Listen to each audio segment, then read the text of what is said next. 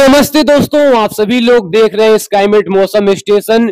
इस वीडियो में दोस्तों बात करेंगे कि अगले 20 दिनों के दौरान किस तरीके से कितने वेदर सिस्टम बनेंगे और किस तरीके से बंगाल की खाड़ी पर आने वाले समय में काफी जोरदार यहां पर वेदर सिस्टम बन सकते हैं। और इसी के साथ ही किस तरीके से फिलीपींस की खाड़ी और चाइना सी पर ताबड़तोड़ वेदर सिस्टम यहां पर एक के बाद एक बनेंगे।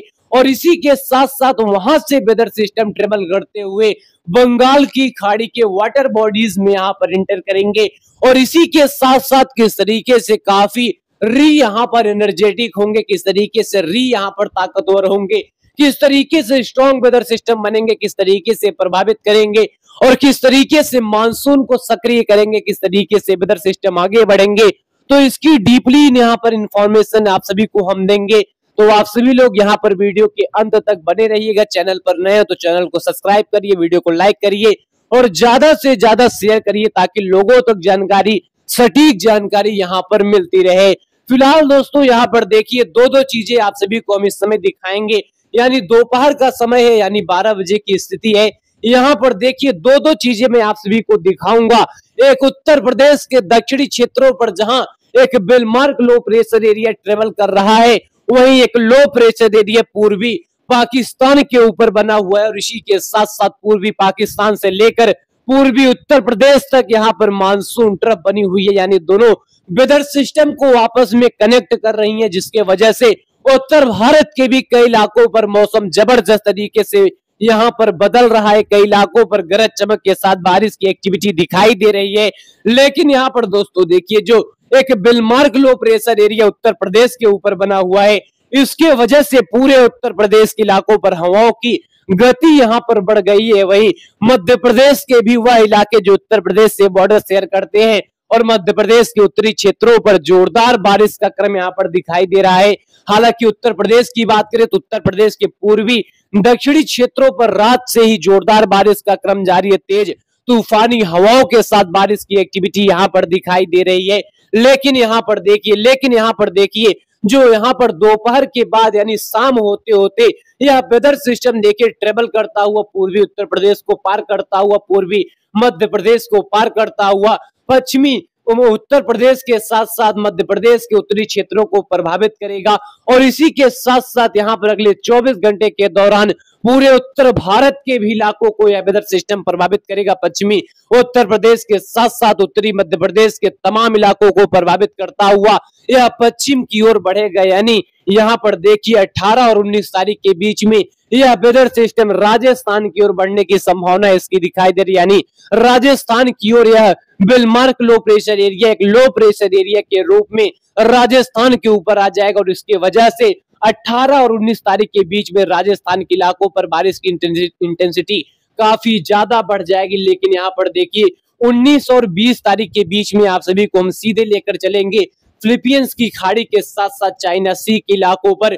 यानी यहाँ पर किस तरीके से स्ट्रॉन्ग वेदर सिस्टम की पॉसिबिलिटी है, किस तरीके से यहाँ पर ताबड़तोड़ वेदर सिस्टम बनेंगे और किस तरीके से मूव करते हुए बंगाल की खाड़ी पर दाखिल होंगे। तो यहाँ पर आइए इसकी इंफॉर्मेशन हम आप सभी को फिलीपींस की खाड़ी और चाइना सी में बनने वाले वेदर सिस्टम की यहाँ पर हम दिखाते हैं। 19 और 20 तारीख के बीच में यहाँ पर देखिए कितना मजबूत वेदर सिस्टम, कितना स्ट्रॉन्ग वेदर सिस्टम, कितना भीषण तूफान आप सभी को यहाँ पर दिखाई दे रहा है। आप सभी को यहाँ पर दिखाई दे रहा है कि चाइना सी में काफी भीषण यहाँ पर वेदर सिस्टम जो काफी स्ट्रॉन्ग तरीके से दिखाई दे रहा है। और इसकी यहाँ पर ताकत समझिए, इसकी यहाँ पर रफ्तार समझिए, इसकी यहाँ पर गति समझिए किस तरीके से यह भीषण वेदर सिस्टम है। क्योंकि यहाँ पर इसकी अगर आई की बात करें तो आई देखिए किस तरीके से काफी ताबड़तोड़ है। और यहाँ पर इसकी आई को समझिए किस तरीके से ताबड़तोड़ तरीके से है।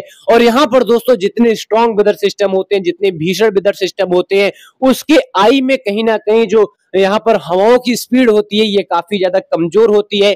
और इसी के साथ साथ उसके सर्कल में काफी स्पीड वाली हवाएं होती हैं।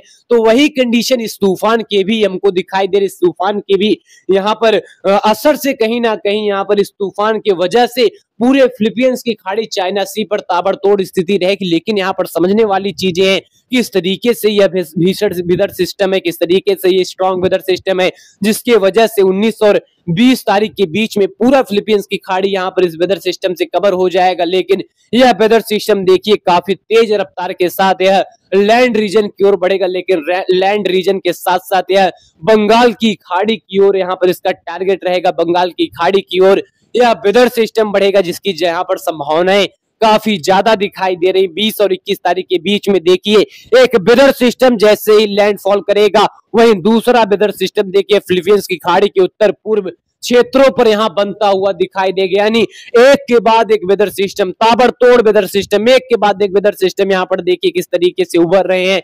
और 21 और 22 तारीख के बीच में यहाँ पर एक और भीषण वेदर सिस्टम बन जाएगा, यानी ताबड़तोड़ वेदर सिस्टम। लेकिन जो पहला वेदर सिस्टम है जो लैंडफॉल पर लैंड करेगा और इसी के साथ साथ पश्चिम की ओर बढ़ेगा, लेकिन यह पश्चिम की ओर बढ़ेगा, लेकिन यह बंगाल की खाड़ी की ओर जाएगा, जिसकी संभावनाएं काफी जोरदार तरीके से दिखाई दे रही है। लेकिन यहाँ पर देखिए 21 और 22 तारीख के बीच में एक और स्ट्रॉन्ग वेदर सिस्टम बन जाएगा, और वहीं पहला वेदर सिस्टम देखिए चाइना के दक्षिणी क्षेत्रों को प्रभावित करता हुआ यह वेदर सिस्टम पश्चिम की ओर लगातार बढ़ेगा, और यह म्यांमार के दक्षिणी रास्ते यह बंगाल की खाड़ी पर इंटर करेगा, और जिसके वजह से बंगाल की खाड़ी पर एक बार फिर से स्ट्रॉन्ग वेदर सिस्टम बनने की पॉसिबिलिटी काफी ज्यादा बढ़ जाएगी। और इसी के साथ साथ 22 और 23 तारीख के बीच में देखिए जहां फिलीपींस की खाड़ी पर लगातार वेदर सिस्टम बनते रहेंगे, वहीं 23 तारीख आते आते बंगाल की खाड़ी की सक्रियता काफी जोरदार तरीके से बढ़ जाएगा, और 23 और 24 तारीख के बीच में उत्तरी बंगाल की खाड़ी तक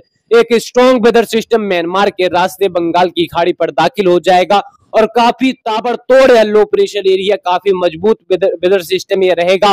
और इसी के साथ साथ 23 और 24 तारीख आते आते उत्तरी बंगाल की खाड़ी पर यह वेदर सिस्टम ट्रेवल करता रहेगा। इसी के साथ साथ यह काफी कोस्टों की ओर बढ़ेगा, काफी कोस्टल एरिया की ओर बढ़ेगा, और इसी के साथ साथ इसके वजह से काफी जोरदार बारिश का सिलसिला शुरू हो जाएगा। और यहाँ पर 24 और 25 तारीख के बीच में उत्तरी बंगाल की खाड़ी पर यह वेदर सिस्टम रहेगा, और ये काफी कोस्टल एरिया की ओर बढ़ेगा, यानी पश्चिम बंगाल के कोस्टल एरिया की ओर बढ़ेगा, और धीरे धीरे यह पूरे पूर्वी भारत पर यहाँ पर शिकंजा काफी तेजी के साथ यहाँ पर कसेगा, और कई इलाकों पर व्यापक बारिश की एक्टिविटी यहाँ पर दिखाई देगी। यहाँ पर देखिए किस तरीके से पश्चिम बंगाल के कोस्ट पर एक स्ट्रॉन्ग लो प्रेशर एरिया दिखाई दे रहा है, और एक सर्कुलेशन जो पूर्वी दक्षिणी उत्तर प्रदेश के साथ साथ पूर्वी मध्य प्रदेश के ऊपर दिखाई देगा, और इसी के साथ साथ वह वेदर सिस्टम आगे बढ़ेगा। लेकिन यहाँ पर समझिए किस तरीके से यहाँ पर ट्रफ लाइन भी बन रही है, किस तरीके से दो वेदर सिस्टम के बीच में ट्रफ लाइन बन रही है, और दोनों वेदर सिस्टम, एक वेदर सिस्टम आगे बढ़ेगा तो दूसरा वेदर सिस्टम फिर से पीछे पीछे आएगा,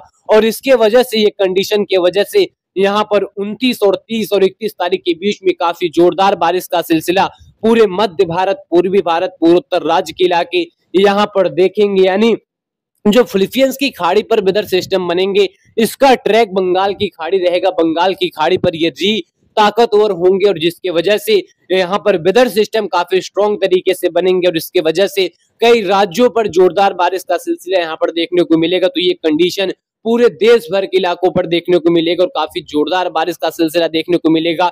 फिलहाल यहाँ पर देख सकते हैं किस तरीके से फिलीपींस की खाड़ी से वेदर सिस्टम बंगाल की खाड़ी पर इंटर करेगा, और इसी के साथ ही ये लैंड रीजन की ओर बढ़ेगा, और कई इलाकों पर जोरदार बारिश की एक्टिविटी को देता हुआ आगे की ओर बढ़ेगा। फिलहाल तमाम जानकारी स्काईमेट मौसम स्टेशन देता रहेगा, हमारे साथ लगातार जुड़े रहिएगा। फिलहाल अभी के इतने, धन्यवाद।